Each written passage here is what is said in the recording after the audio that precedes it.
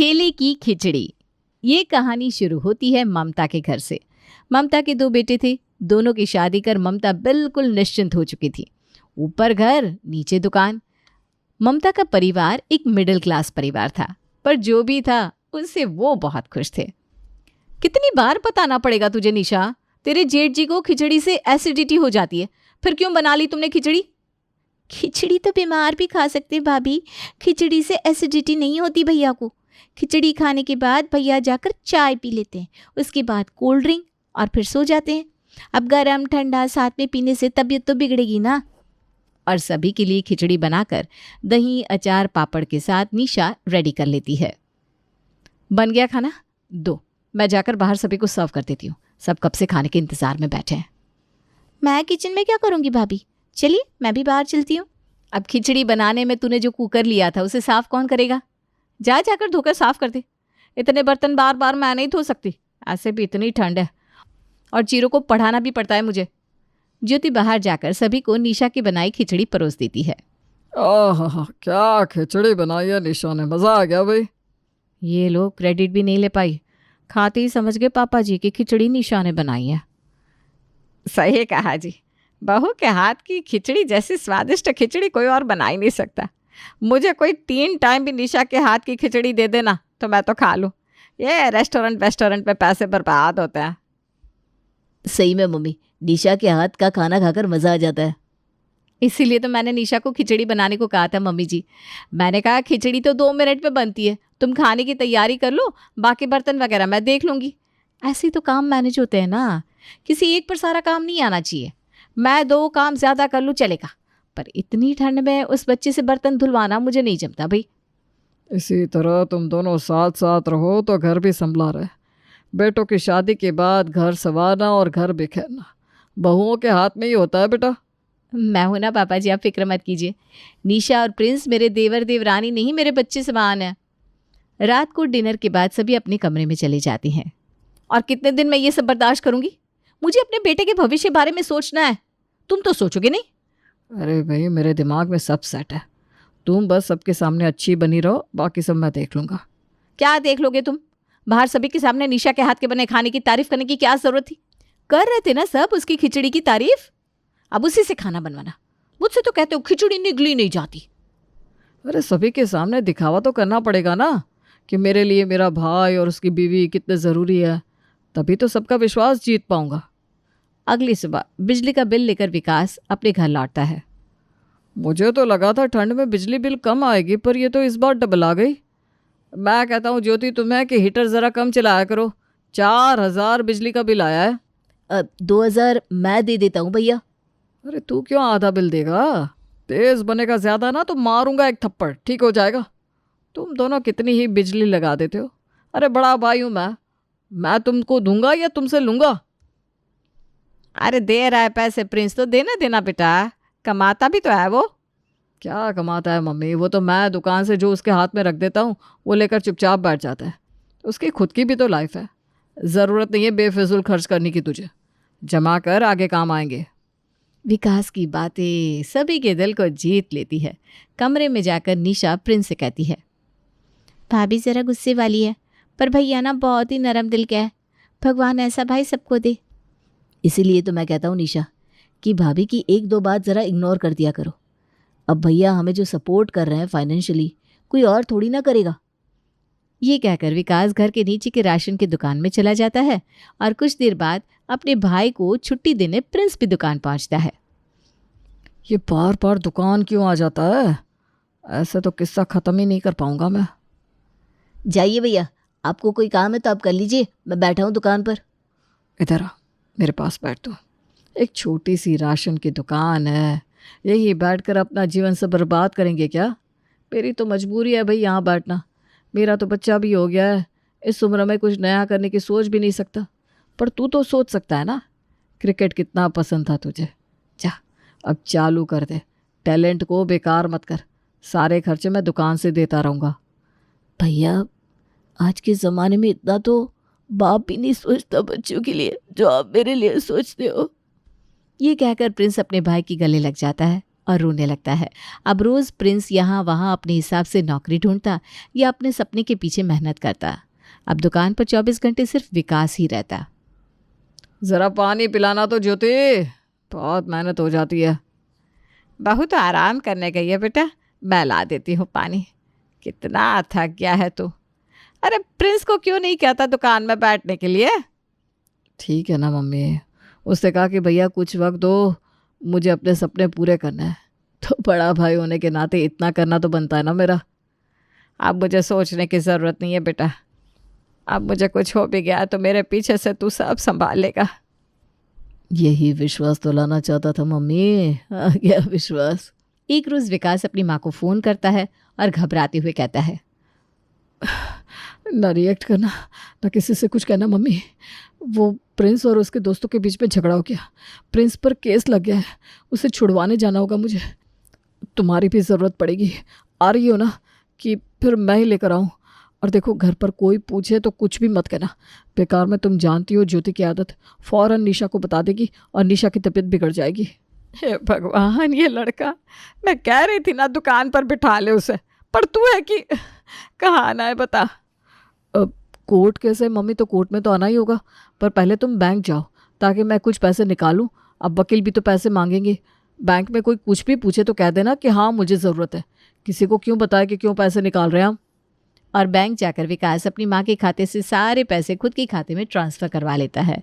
Court जाकर घर और दुकान के पेपर पर अपनी माँ के दस्तखत लेकर पूरा घर दुकान अपने नाम करवा लेता है। हेलो ज्योति, मैंने घर और प्रॉपर्टी सारे पैसे सब कुछ अपने नाम करवा लिया है। अब जैसे ही मैं माँ को लेकर घर आऊँगा, तुम किसी को अंदर मत आने देना। कर दो तमाशा शुरू। सच में? माँ जाने के लिए राजी भी हो गई थी? My god, I love you Vikas. और जैसे ही विकास अपनी माँ को लेकर अपने घर पहुँचता है, ज्योति अपने सास ससुर देवर देवरानी के सामान को बाहर फेंकना शुरू करती है। देख रहा है विकास कैसी हरकतें कर रही है ज्योति, समझा इसे ज़रा। ठीक ही तो कर रही है ज्योति, अब घर उसका है तो जो मर्जी करे। ममता के पैरों तले ज़मीन खिसक जाती है। जिस बेटे पर उसने इतना विश्वास किया था, उस बेटे ने आज उसे धोखा दे दिया था। प्रिंस, निशा, ममता और बिरजू सड़क पर आ जाते हैं। मैं अपने भाई को फ़ोन करती हूँ, एक बार भाड़े के घर पर तो जाना पड़ेगा। मम्मी जी, ऐसे सड़क पर तो नहीं रह सकते हम। सारी गलती मेरी है। भैया ने बोला कि दुकान में बैठना बंद कर दो और मैंने कर दिया, और पूरा दुकान उन्होंने अपने अंडर कर लिया। अरे सबसे बड़ी गलती तो मेरे हाथ हुई है बेटा, मैंने ही तो जायदाद के पेपर्स को बिना पढ़े उन पर साइन कर दिया। जो हुआ सो हुआ, आगे का सोचो बस। निशा का भाई अपनी बहन के परिवार वालों को अपने घर ले आता है। मैं हूं ना दीदी, फिर क्यों तुम किराए के मकान में रहोगी? आप भी मेरे माता पिता समान है चाचा चाची जी। अब जो हुआ सो हुआ, रहने खाने की फिक्र छोड़ दीजिए आप। जीजा जी और कोई काम शुरू कर लीजिए, क्योंकि काम से ही तो पैसे आएंगे और चीज़ें सुधरेंगी। बाकी मैं तो हूँ ही। पर क्या करूं मैं? तुम पहले ही मुझ पर इतने एहसान कर चुके हो, मैं तुमसे और मदद नहीं लेना चाहता विनोद। जिस उम्र में माँ को आराम मिलना चाहिए था, उस उम्र में तुम्हें ये सब दिखा दिया मैंने मम्मी। लड़का तो अच्छा है तू, बस एक कमी है तुझ में कि तू बेकार में बहुत सोचता है। शादी के 1 महीने बाद ही तेरे पापा को बहुत बड़ा नुकसान हो गया था। लेनदार सब कुछ ले गए, कुछ नहीं बचा, कुछ भी नहीं था तेरे पापा के पास। फिर उन्होंने ठेला चलाना शुरू किया। उस ठेले को चला चला कर जो पैसे आते थे उससे तुम दोनों भाइयों को पढ़ाया। फिर धीरे धीरे पैसे जमा कर राशन की दुकान खोली। तेरे पापा ने तो कहा भी मुझसे कि छोड़ दीजिए, मुझे किसी अच्छे लड़के से शादी कर लीजिए, पर मैं उस वक्त नहीं हारी, तो अब क्या हारूंगी। वो ठेला आज भी हमारे घर के पीछे की ज़मीन पर रखा हुआ है। लगता है अब उस ठेले से ही श्री गणेश करना पड़ेगा। पर उस वक्त तो मैं पेठे बना कर बेचता था, अब कौन खाएगा पेठे? अरे पर मैंने कब कहा कि पेठे बेचने हैं? ठेले में हम बेचेंगे खिचड़ी। खिचड़ी? ठेले पर खिचड़ी कौन बेचता है? मेरा मतलब है ठेले पर कोई नहीं बेचता, इसीलिए तो हम बेचेंगे। लोग बेचते हैं मैदे के मोमोज, मैदे की चाउमीन, हम बेचेंगे खिचड़ी के पकौड़े, खिचड़ी के पराठे, बटर खिचड़ी, चीज़ खिचड़ी। खिचड़ी के साथ जो वैरायटी ट्राई हो सके हम सब करेंगे। हाँ मम्मी जी, ये हो सकता है कि मेरी बनाई खिचड़ी ऐसे भी सभी को बहुत भाती है। कुछ ना करने से अच्छा है कुछ तो शुरू करे। पापा का ठेले चलाने का आइडिया भी अच्छा है और खिचड़ी तो मैं बना ही लूँगी। बाकी सब मैं कर लूँगा। तो करते हैं श्री गणेश ठेले की खिचड़ी का, और ये ठेला लगेगा आप लोगों के घर के ठीक सामने, ताकि 24 घंटे आप लोग विकास भैया पर नजर रख सके। विनोद विकास की ही राशन दुकान से ठेला शुरू करने के लिए सारा राशन लेकर आता है और ग्राहकों के सामने विकास को ना चाहते हुए भी विनोद को राशन बेचना ही पड़ता है। और अगली सुबह से शुरू हो जाता है निशा का ठेला। आइए आइए आइए, निशा के ठेले पर आपका स्वागत है। मैदा मोमो खाकर क्यों करे पेट को खराब, खाइए निशा की खिचड़ी जो है बड़ी लाजवाब। भाभी जी आपने अपना ठेला खोल लिया? जब बेटा धोखा दे दे और कोई उपाय भी ना बचे तो क्या करे आदमी सुमन। एक बेटे ने घर से निकाल दिया तो दूसरे बेटे ने सहारा दिया है। अब इस पापी पेट के लिए कुछ तो करना पड़ेगा ना। निशा के हाथों की खिचड़ी फेवरेट थी ना तेरी, अब ज़रा ठेले से खाकर श्री गणेश तू ही कर दे। इतने दिन मुफ्त में खाया है, इस बार पैसे देकर ज़रूर खाऊंगी मैं। और निशा बनाती है सुमन के लिए fried khichdi with cheese and butter. वाह वाह, क्या खिचड़ी बनाई है निशा। एक काम करो, 2 प्लेट और पैक कर दो। और भाभी आप चलिए मेरे साथ, आसपास के सभी लोगों के घर जाकर बता देते हैं कि आपने नया काम शुरू किया है। अब थोड़ा प्रचार तो खुद भी करना पड़ेगा ना। मैंने भी पैम्पलेट छपने के लिए दिए थे, छप गए होंगे, जाकर बाहर बंटवा देता हूँ। विनोद और बिरजू विनोद के बाइक पर बैठ जाते हैं और यहाँ वहाँ निशा के ठेले के एडवर्टीजमेंट के लिए पर्चा बांटना शुरू कर देते हैं। अरे भाई प्रेस, तेरा तो इतना बड़ा घर है, दुकान है, तू क्यों पर्चे बांट रहा है? वक्त कभी भी पलट जाता है भाई, अब बस अपने भाई की मदद कर और मेरे ठेले पर भाभी को लेकर पहुंच जा। यहाँ बिरजू और प्रिंस अपने काम में लगे हुए थे तो वहाँ निशा, अरे भाभी जी कहाँ जा रही है आप? प्रेम को मोमो खिलाने ना, क्यों बेकार में मैदे के मोमो खिलाएंगी? बच्चों के लिए खिचड़ी के मोमो बनाए मैंने, ज़रा टेस्ट तो करिए। छी। अच्छा पापा पैसे मत दीजिएगा, अच्छे लगे तभी पैसे दीजिएगा, अब तो खाएगा ना प्रेम। ये आजकल के बच्चे भी ना। निशा की खिचड़ी के बने मोमो खाकर तो प्रेम उंगलियां ही चाटता रह जाता है। निशा का ठेला ऐसा चल जाता है कि आसपास के ठेले पर लोग जाना ही छोड़ देते हैं। अब तो आराम से अपने खाने का रेट बढ़ा सकती है, क्योंकि आसपास कोई कंपटीशन ही नहीं बचा। आंटी जी थोड़ा बहुत रेट तो बढ़ाऊंगी मैं, पर इतना भी नहीं कि लोगों का गला ही काट दूँ। मुझे बिजनेस करना है, बेईमानी नहीं। निशा के ठेले खोलने के बाद सभी के सामने विकास की असलियत आ चुकी थी। अब आसपास के लोग विकास की राशन की दुकान को बॉयकॉट करना शुरू कर देते हैं। आजकल तुम भाभी से राशन नहीं ले रहे हो विक्रम? टाइम नहीं मिलता होगा ना, बोलो तो घर भिजवा दूं। जो आदमी अपने माँ बाप का नहीं हुआ, अपने सगे भाई का नहीं हुआ, वो आदमी मेरा क्या होगा भाभी? राशन भी पता नहीं कैसे बेचते होंगे आप लोग, मुझे तो अब भरोसा ही नहीं रहा। ये कहकर विक्रम वहाँ से चला जाता है। आज तीसरा दिन है, एक ग्राहक नहीं आया दुकान पर, उल्टा रेस्टोरेंट वाले भी माल लेने से मना कर रहे हैं। इन लोगों का कुछ तो करना पड़ेगा। अरे क्या ज़रूरत है हमारे घर के ठीक सामने ठेला खोलने की? जानबूझकर ये क्या है, ताकि सभी के सामने हम लोग की बदनामी की जा सके। इस खिचड़ी को खिलाकर ये सभी का दिल जीत रही है ना निशा, उसी खिचड़ी के कारण ये अपने ससुराल वालों के साथ जेल भी जाएगी। इस लड़की का ठेला मैंने बंद नहीं करवाया तो मेरा नाम भी ज्योति नहीं। रात को जब निशा अपना ठेला बंद कर घर वापस लौटती है तो उसके पीछे पीछे ज्योति विनोद के घर पहुंच जाती है और दोनों हाथ जोड़कर सभी से माफ़ी मांगते हैं। सब कुछ किया विकास जी ने और बुरी बन गई मैं। तू ही बता निशा, क्या कभी मैंने तुझसे चिकनी चुपड़ी बात की थी? मैं तो पहले से ही कड़वा बोलती थी। ये सब तो इनके दिमाग में था, सीधा बनकर ठगी करना। आप सबकी सारी प्रॉपर्टी हड़प ली उन्होंने। अरे मैंने तो उन्हें बहुत समझाया, पर इन्होंने कहा अगर तुम मेरे अगेंस्ट गई तो तुम्हारे बेटे के साथ तुम्हें सड़क पर फेंक दूंगा। मैं अपने बच्चे के साथ कहाँ जाती मम्मी जी, इसलिए मुझे इनके साथ रहना पड़ रहा है। मैं आप लोगों से कुछ नहीं चाहती, बस माफ़ी मांगना मुझे सही लगा तो मांगने आ गई। और प्लीज़ इस बारे में आप विकास जी को मत बताइएगा, वरना वो मुझे बहुत मारेंगे। हे भगवान, पता नहीं भैया की बुद्धि में कैसे पत्थर पड़ गए। भाभी आप फिक्र मत कीजिए। और अपने ससुराल वालों को फिर से ज्योति बाटली में उतार लेती है।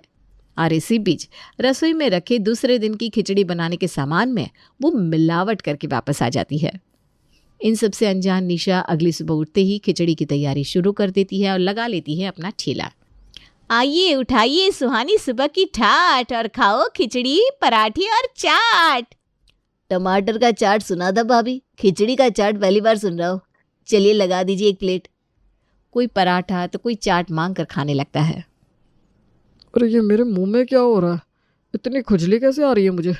खिचड़ी खाते ही इस खिचड़ी की चाट में कुछ है तो नहीं? मेरे मुंह में भी बहुत खुजली आ रही है। प्रिंस, कहीं इसमें खुजली पाउडर तो नहीं डाल दिया किसी ने? यहाँ जैसे ही ग्राहकों की तबीयत बिगड़ने लगती है वहाँ फौरन विकास और ज्योति ठेले के पास इस मौके का फ़ायदा उठाने पहुँच जाते हैं। कर दिया ना अपना ड्रामा शुरू तुमने। निशा, लोगों की जान के साथ क्यों खेल रही हो तुम? चावल में खुजली पाउडर डालकर बना दी क्या खिचड़ी? इन लोगों ने तुम्हारा क्या बिगाड़ा था? विकास जी, आप डॉक्टर को फ़ोन लगाइए, मैं पुलिस वाले को फ़ोन लगाती हूँ।